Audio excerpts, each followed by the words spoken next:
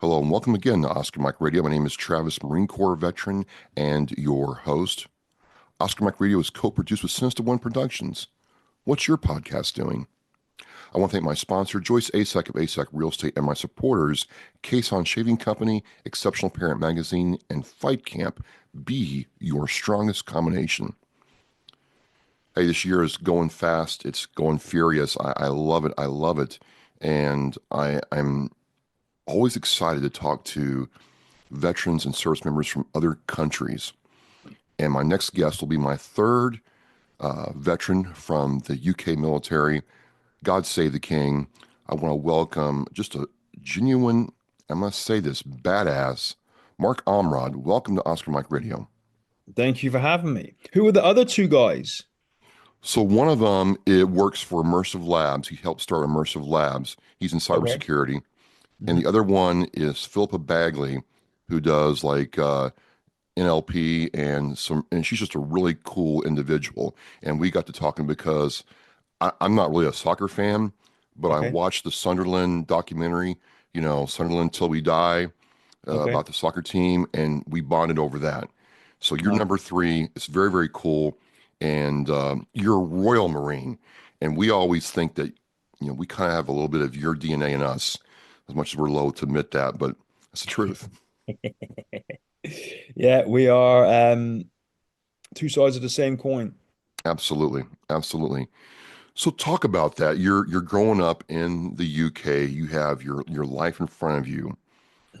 What made you say, you know what, I want to join the military, but not just join, the regular British Army, no disrespect or anything, but Hmm. I want to go to the Royal Marines because, there's a lot of respect there. It's not easy. I've watched some of the documentaries. I've read a lot of books, like the selection and, just the marching process and the legacy you all have back to the Falklands and other things.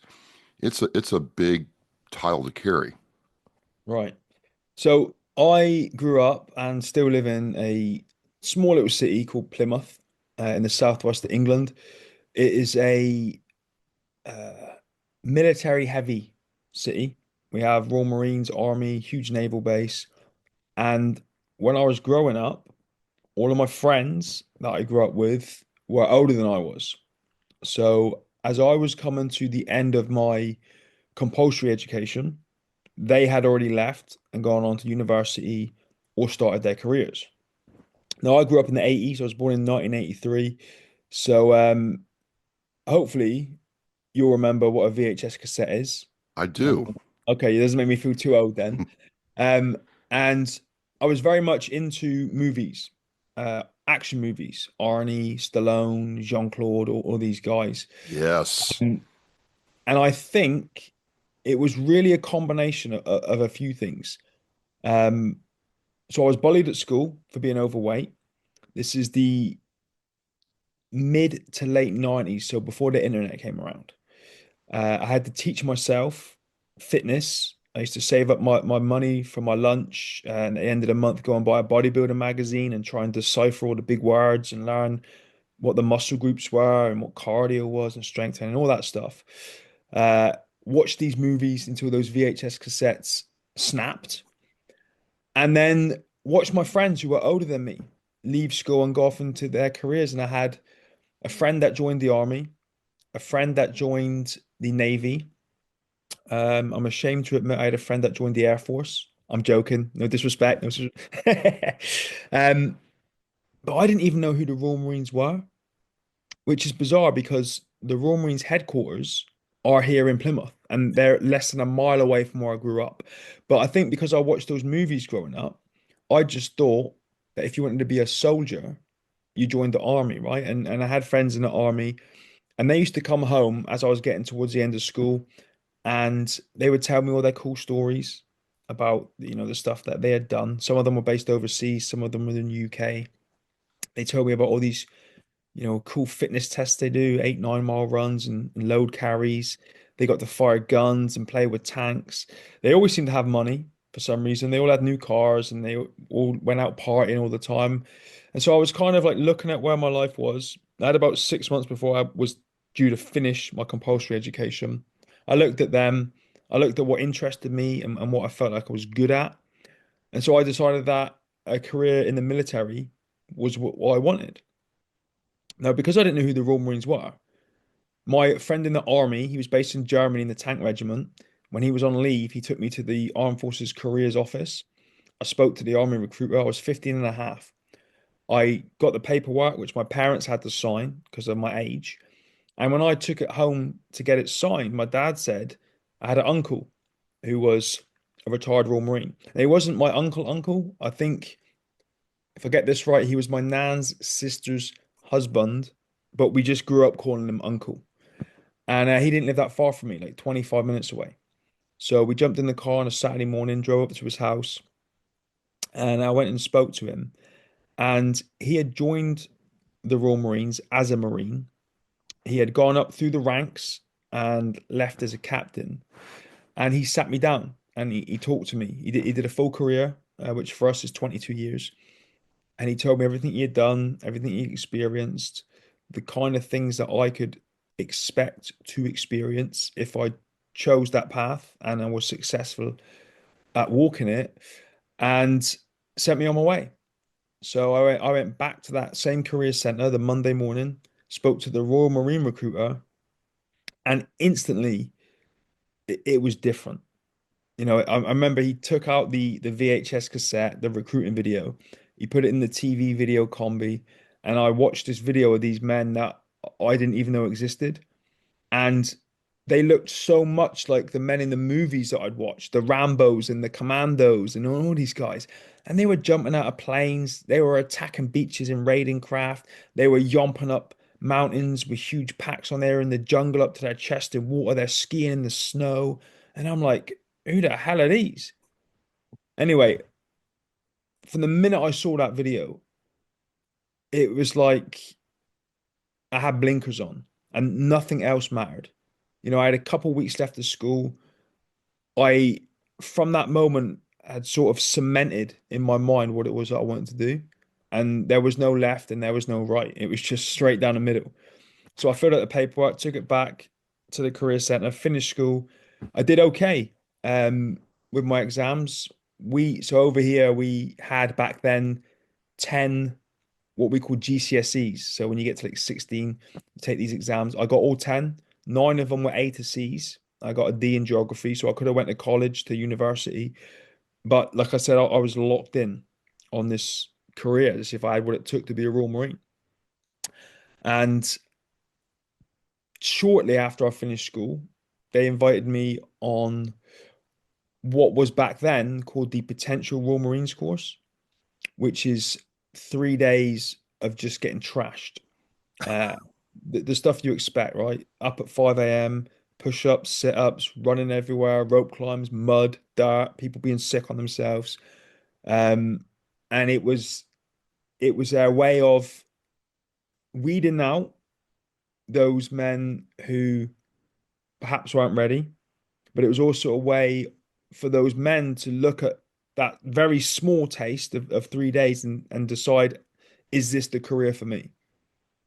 Fortunately, I didn't get injured. I passed all the criteria tests. So they sent me home. And then they said, just wait. We will send you a letter.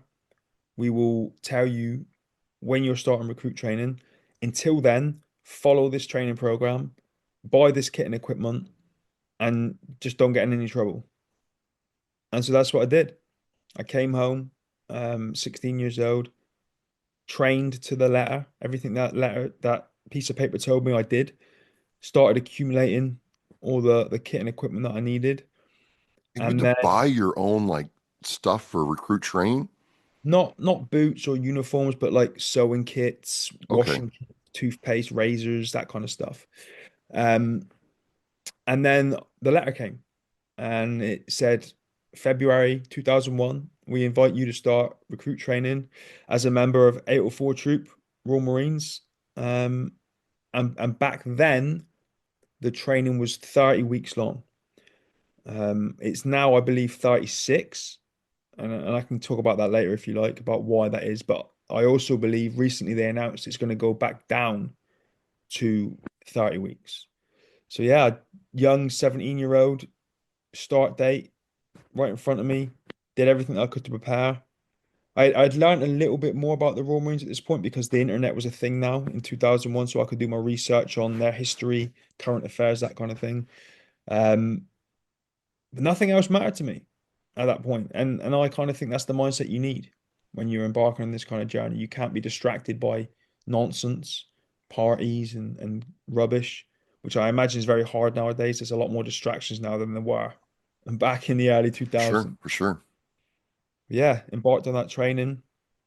And um, it is arguably the longest and hardest regular forces training in the world. Like I said, back then it was 30 weeks long. If you made it the first time through, if you didn't get injured, if you factor in Christmas leave, Easter leave, summer leave, things like that, even if you do it in one hit, it's still the best part of a year.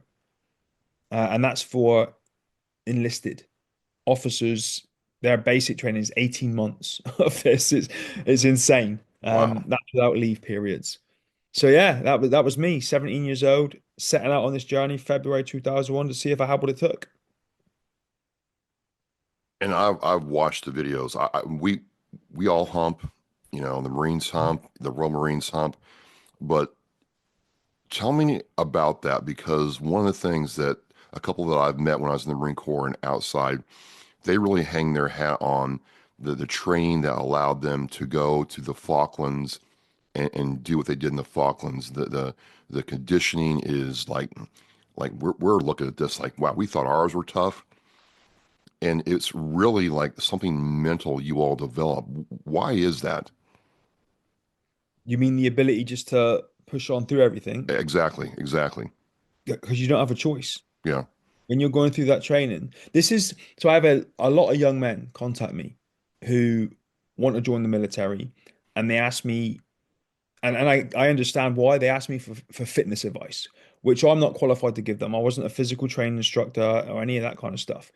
But what I always tell them is being physically fit is important, right? But in recruit training, it's very progressive. So when you get to the end of it, where it's the hard part, and you've got to do the 30-mile run and all this stuff, you've built up to that.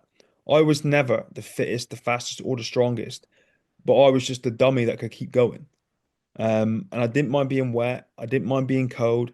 I didn't mind being messed around. I knew it was all a game, and I could find humor in that. And you know, one of our what we call core values is cheerfulness in the face of adversity. And I was just naturally and luckily able to apply that to most situations. So when they stick this huge pack on your back, and I really should research how much it weighs because I still don't know, but it is unreal. Like the weight that they make you carry, and you hump it for hours and hours and hours and days and days and days over undulating terrain, up mountains. Um, and it's crazy, but you just for me, I can't speak for everybody, but for me, I was just so locked in on achieving a Green Beret. I had no plan B. Every time I thought about being a civilian, I just felt flat. And I'm like, there's no excitement in that for me. And so it didn't matter really how much weight you put on my back, how far you told me to go, unless I medically just like collapsed or died, then I was just going to do it. I may be in the back third of the troop, but I'll do it, and I'll do it on time, and I'll do what they need me to do. What Take me through that time when you actually became a Royal Marine and it was your training was done, the ceremony happened, and you realized you had accomplished that goal. So it was really, I was going to say complex. It's really difficult to explain it because, as you can imagine, having gone through all that training, and I was lucky, I didn't get injured, so I made it through in one hit. 64 of us started, 16 of us finished.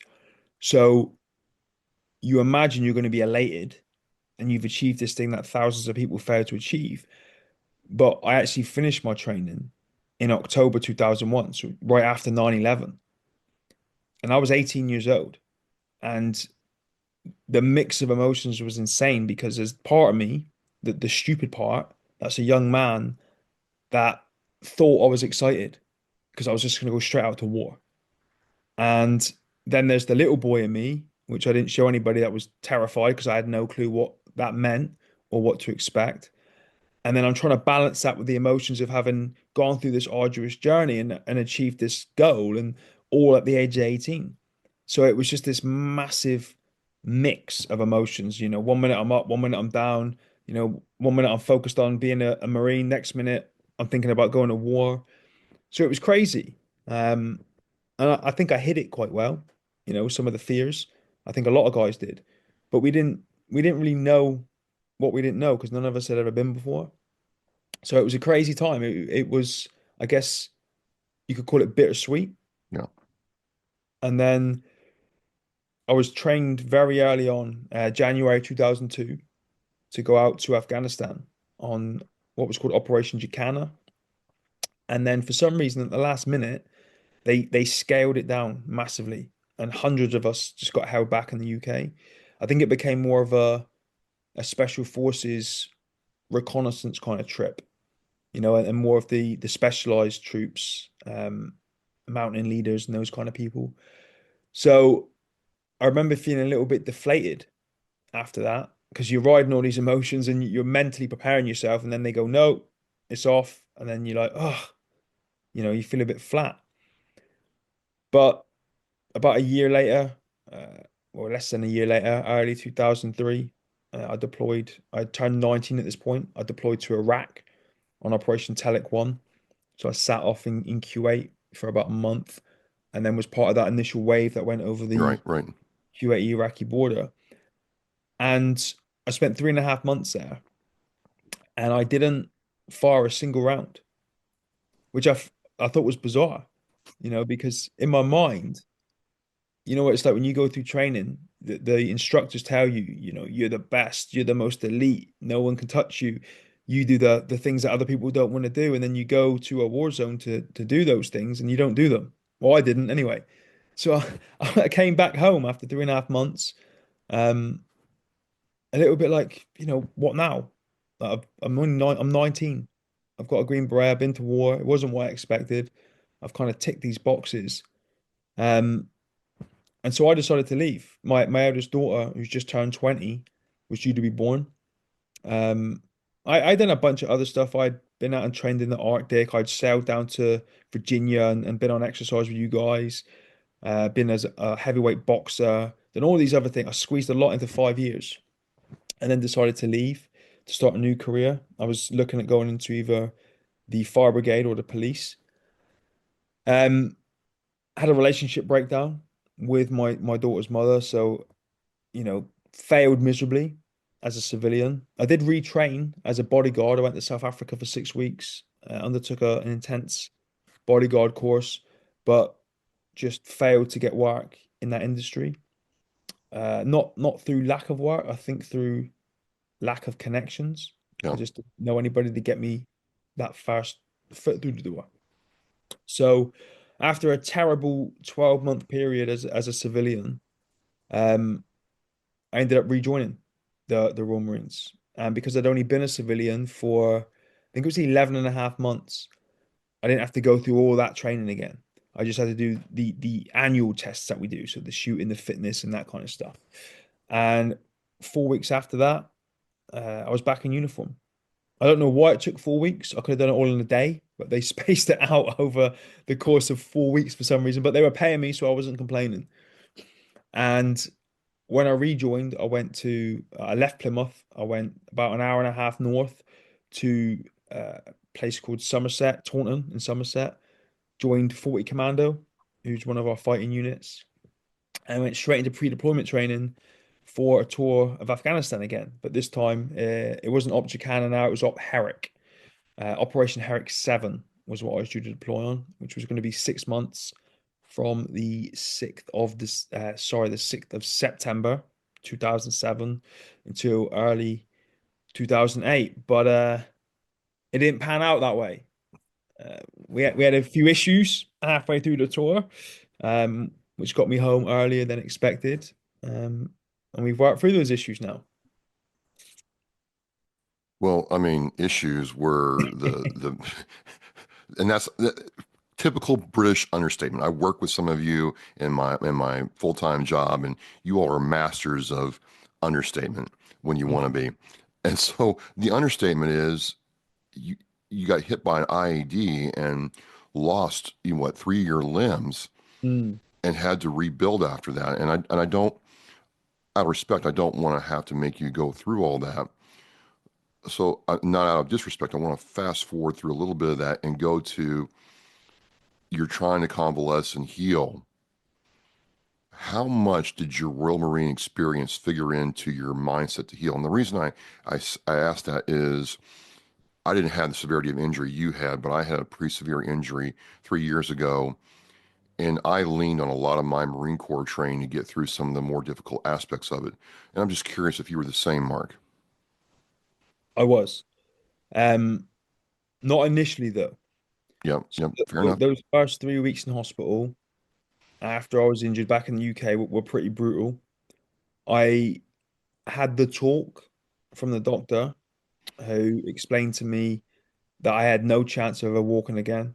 Because if you're missing a limb above a major joint, it's a lot more challenging than if you're missing it below it. And I had lost both my legs above both my knees and my right arm above my elbow.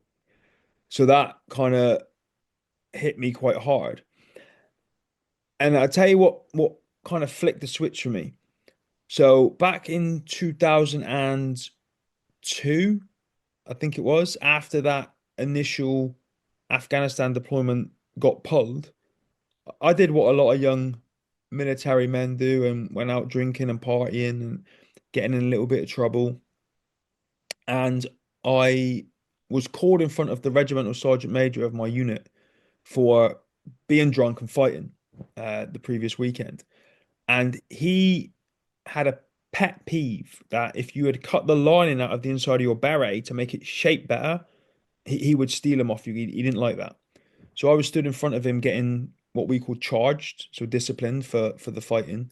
And he could see the way my beret was on my head that there was no lining in it. So he made me take it off. He pinned it on his notice board and he made me run into the town centre to get a new one and then come back. And I never saw him again after that. Now, when I was in hospital, he had been promoted to what we call the core RSM. So every unit, I don't know if it's the same for you guys, we have a regimental sergeant major, and then you have a regimental sergeant major that's senior to all the other Yes, regiments. Right. So he, we have a sergeant major and then a command sergeant major. correct. Okay, Yep, perfect. yep, yep, yep, yep. And he came to visit me with the Commandant General of the Royal Marines, so the highest ranking officer in the Marines. So the highest ranking enlisted guy, highest ranking officer. I was lying in a hospital bed. When he came in, he brought me a beret and he said, I remember taking this off you back in 2002. So I sat there and thought, how does this guy, right, this really established guy, highest of rank that you can get, how does he remember a knobhead like me? Like all the way back from 2002 when I was a young Marine, he probably had hundreds of young Marines like getting charged and walking through his office, but he remembered.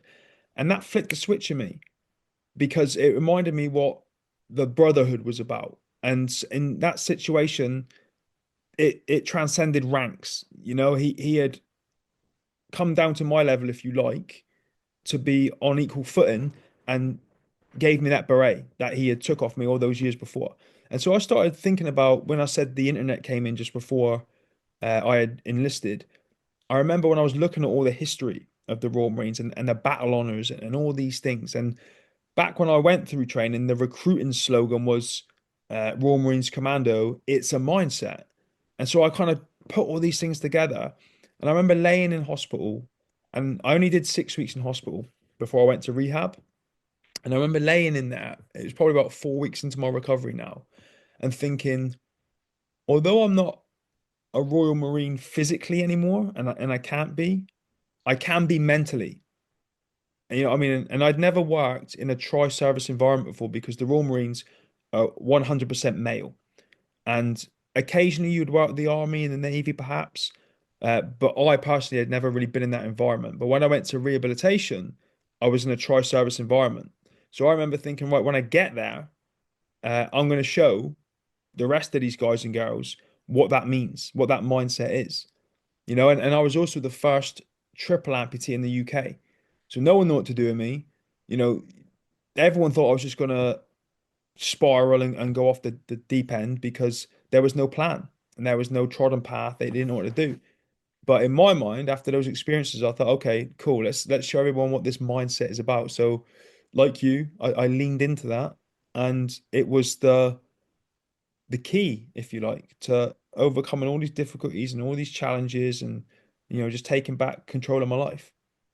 And we could talk about, I saw that you wear prosthetics, and I've talked to other, service members, U.S. who have talked about how they started off with prosthetics back in the early 2000s, and now they've all changed.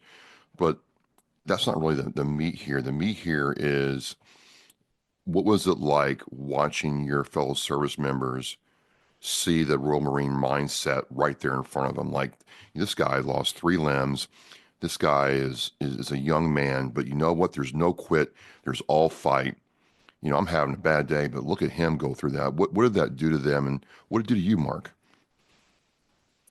You know, I felt like I kind of thrived in that area. I never felt like I had anything to prove, like from a place of anger, but I felt like I wanted to. Like I said, I wanted to show everybody that this mindset could be applied to military training, to rehabilitation, to business, to parenthood, whatever it was. And it's quite funny. I don't know what it's like for you guys over there, but people uh, in other branches of the military will make fun of Royal Marines, and they say, they eat crayons, and Yes. Marines stands for muscles are required, intelligence not essential. Yeah. But the ironic thing is that we're the complete opposite because you have to have a certain level of education. We are constantly told we're the thinking man soldier, and we have to improvise, adapt, and overcome, and lead the way, and be the first to adapt, the first to overcome. So when I was in rehab, because I was a first triple amputee, I knew from other experiences in life that the quickest way to get to where I wanted to be was to find somebody who had trodden the path before me. So I actually found a guy, in well, he's from California, but the we were going to meet in Oklahoma, and his name was Cameron Clapp, and Cameron had been hit by a train in 2002 while coming back from a 9/11 memorial garden. He was a civilian, and he was doing, from the videos I saw online, some phenomenal things with injuries very similar to mine. And everyone was telling me that the things that he was doing were impossible because he's above the knee, he's above the eye. And I'm showing him these videos. I'm like, listen, I'm showing you the videos. Here they are. Like, look. And they were like, no, no, they're not real. They're marketing videos. It's all fake. Anyway, I reached out to Cameron. I reached out to the team in Oklahoma. We went back and forth for a while, sending emails, and they invited me out. And they said, "Look, come meet this guy, come train with this guy, and we'll see if we can overcome these issues that you're having. Because respectfully, your team in the UK have no experience, but we do." So I asked permission up the chain of command. Can I go out and meet this guy? Told them all about it, said how great it would be, not just for me, but there were probably 10 triple amputees at this point now. So the numbers were increasing. They could all have been helped. And they said no. So I yeah, I went AWOL, and I went anyway. And I was like, listen, I had a lot of conversations with my wife actually at like 2, 3 in the morning when I was like stressed and couldn't sleep. And she said, in 10 years' time, these people won't be in your life. And although you want to play the game and listen to the chain of command and do what you're supposed to do, no one will be around in 10 years. So if you don't do it now, you're probably gonna miss out and regret it. So on the 9th of June 2009, I just got in my car, I drove to London, hopped on a plane, flew to Oklahoma, met Cameron, met his team, spent 3 weeks with them, and it was a brutal 3 weeks. Like the pain, physical pain, in my legs, my arm, my back. I was quite overweight as well. I didn't quite figure my nutrition out at this point and was still Right. eating at the same level that I was eating at before, but in a wheelchair. So it wasn't great. They wouldn't let me take a wheelchair out, and they wouldn't let me take a carer with me. So I had to fly on my own with no wheelchair, no one, and just even getting from the UK to America was was brutal. And it was terrifying trying to navigate airports on my own on prosthetic legs that I couldn't even walk on, falling down escalators and all sorts of gnarly stuff. Um, but I went out there and got my ass whipped for 3 weeks. And that was the last time I used the wheelchair, 9th of June 2009. They trained me and mentored me and coached me to the point where I didn't need it. And then all of a sudden, 6 months go by, a year goes by. What is it now? 17 years, I think, maybe since I last used one. But I got told in hospital that I'd never be without one.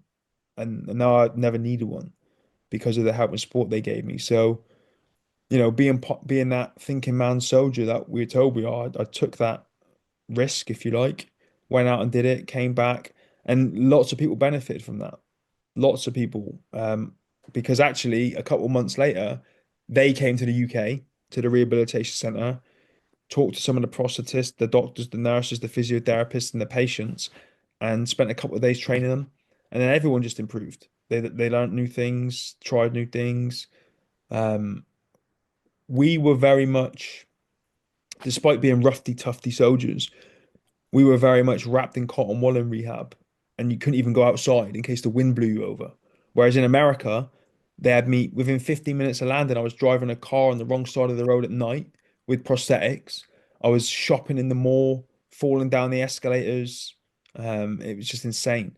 But it was what I call short-term pain for long-term gain. Yes. Yep.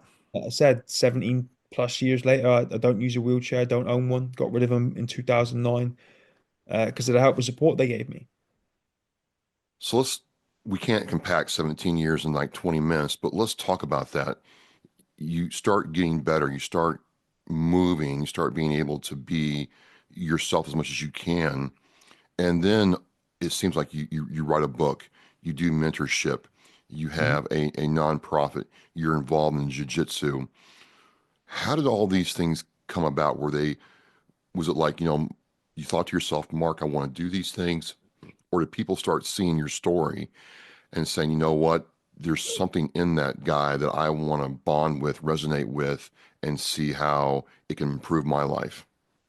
Yeah, it's a little bit of both. Okay. You know, this bizarrely opened a lot of doors for me and presented a lot of opportunities, especially because I was the first triple amputee. So the media were all over it in the beginning. And the book came about, the first one, as a result of a flippant comment I made to a reporter that I worked with, who ended up ghostwriting it for me, just off with an off the cuff comment, and that happened. And then I got to a point after I came back from America, and I knew what was possible with the right prosthetics, the right support, and the right kind of approach. I wanted that physicality back in my life of being a Royal Marine, so I started running, swimming, trying to see what I could do. And I'd also been supported heavily, as had my family, by the military charities. So I started combining physical endurance events with fundraising, and that was like I mean, I still do it now. I just pulled a 2-ton truck on Saturday, and broke a world record, but I still do it now. And all of this stuff just opened up doors and presented opportunities, and I just took them all because I didn't want to sit at home on a disability check. I was 24 years old when I got injured. I'm 41 now. I wanted to live, and I had more children, and I had multiple careers. The whole mentorship thing, it's all been completely unofficial until about 3 weeks ago. Just helping and supporting people whenever I had the time. And then on the 6th of January, myself, some more Royal Marine Commandos and some Army Commandos formed a mentorship company in collaboration with, I don't know if you've heard of Echelon Front with Jocko Well, Willink. yeah, yeah, echelon So we front. were before I came on here, I was actually going through some of my training. So we're partnered with Jocko and Echelon Front, and we teach their principles, their combat principles, but in our good old British way, in the way that we do it. Um, and it just opened up doors, and you have to be willing to walk through those doors, and then just see what you like and what you don't, carry on with what you do and get rid of what you don't. And you can help a lot of people along the way in many ways by raising money, by them seeing what you're doing, by you mentoring them one-on-one or in group situations. So it's just phenomenally fulfilling, something that I thought back in the day when I was in a hospital bed at 24 was the worst thing that could ever happen to me, probably ended up being one of the best. And I put that down to incredible people that were willing to reach out and support me, even though they didn't have to. You had to believe in yourself first.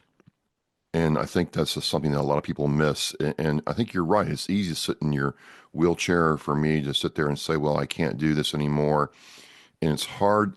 And I know this because I've done this myself, Mark, to push through.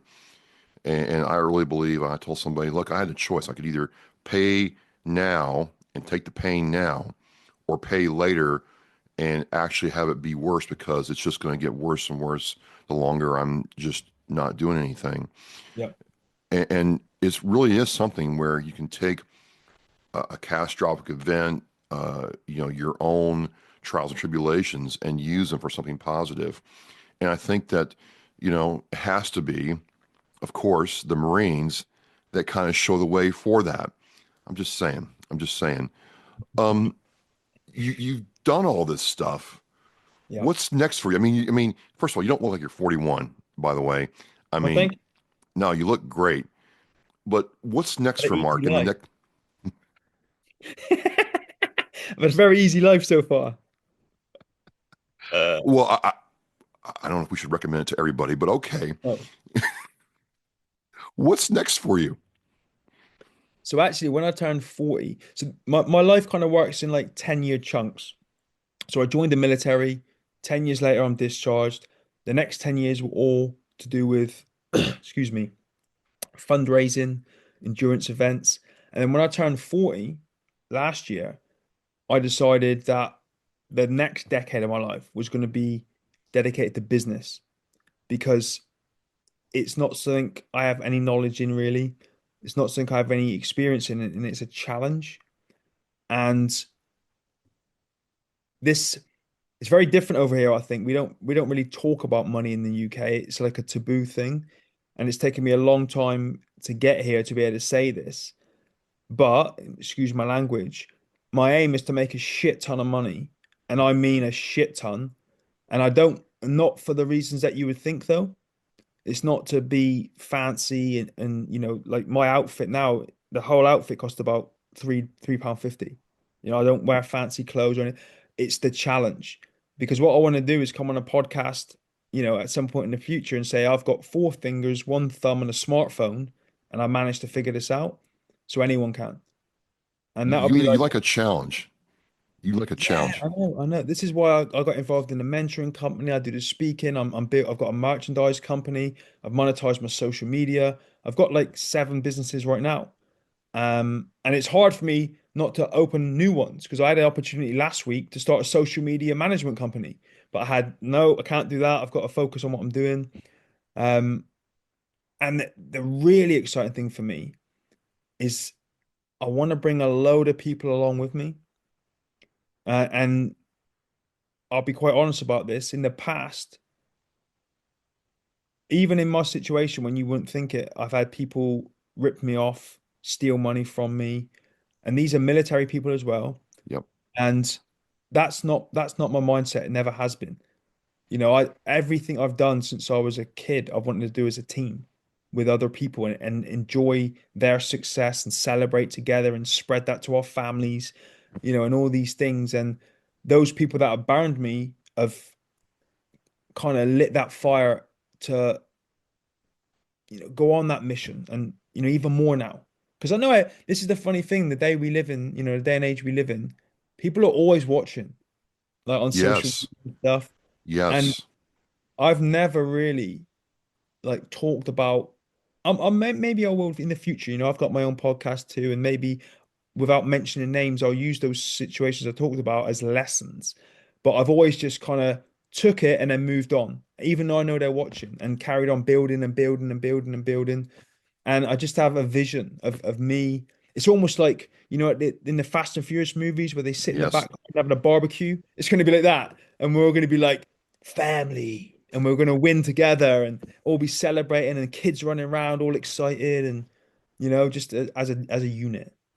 Man, that's hard. I mean, Mark, one of the things I've learned doing this and doing other things is you got to have a good tight crew. And Yes. sometimes it's a small group of people, men and women who like, they believe in you and they're your ride and die. Yep. And it's hard because you get burned a couple times. It's like, well, I don't want to work with anybody, but the truth is you go further together. Yep. You go further with a crew. Well, I mean, it's 2025 right now, so hopefully it won't be 10 years before we talk again. But I'm definitely interested in watching your journey. You like to chase, don't you? It's Yes. chasing it's chasing the goal, it's chasing the target. I Yep. get it, I get it, and it's a high. It's like, let's do this, Mm. and you complete the mission, and it's like, well, what's next? And that is it.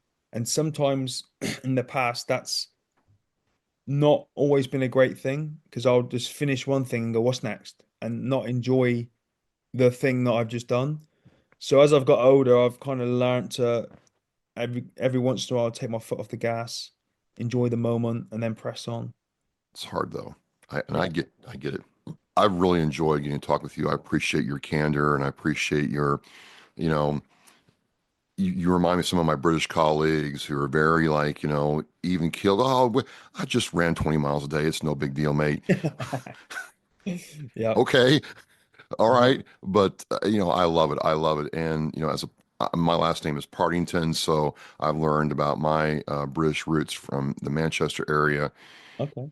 And then the fact that, believe it or not, a lot of us, U.S. Marines still think of you all as our older brothers slash cousins. You were the first Marines. A lot of our traditions come from the Royal Marines. So, I mean this with every bit of respect when I say Semper Fidelis, brother. Thank you, man. Thank you. So, last thing before I get all mushy here, how do people get in contact or see what Mark is up to, what you're doing, and how to get a hold of your books? I'll have the links to your books in the Oscar Mike Radio show post, but how do people contact Mark? So I'm on social media every day, Everywhere, every day? Okay. pretty much every platform, and my handle is just at Mark Ormrod, and I was lucky because I've managed to get that on every platform, the same What? handle. Yeah, I know, no underscores, no dashes, nothing, just at Mark Ormrod on every platform, and you can find me on there every day. All right. Cool. Well, folks, this has been very, very cool. Let's see what the next 10 years holds for Mark. Let's learn from this lesson of resilience and, stiff British upper lip that I learned about growing up. Mark, thank you very much. As we say in Oscar Mike Radio, we're mission in flight. The biggest fear Gold Star families have that their child will be forgotten. We need to never forget freedom wasn't free. It's the fact that they give us the life we have now. We should remember them and give thanks to them. If I can be a part of something today that's going to make the surviving family of any of these veterans, these heroes, feel better tomorrow, then it's worth it. That one wreath symbolizes one family that was able to smile because of the generous donations. To sponsor a wreath and honor a veteran, visit wreathsacrossamerica.org. Thank you for listening and watching Oscar Mike Radio, where our active duty service members and veterans are in action and the mission is in flight. Oscar Mike Radio is an oversized load co-Sinister One production. If you are a veteran or know a veteran who needs help, please dial 988 and press 1 for the Veterans Crisis Line.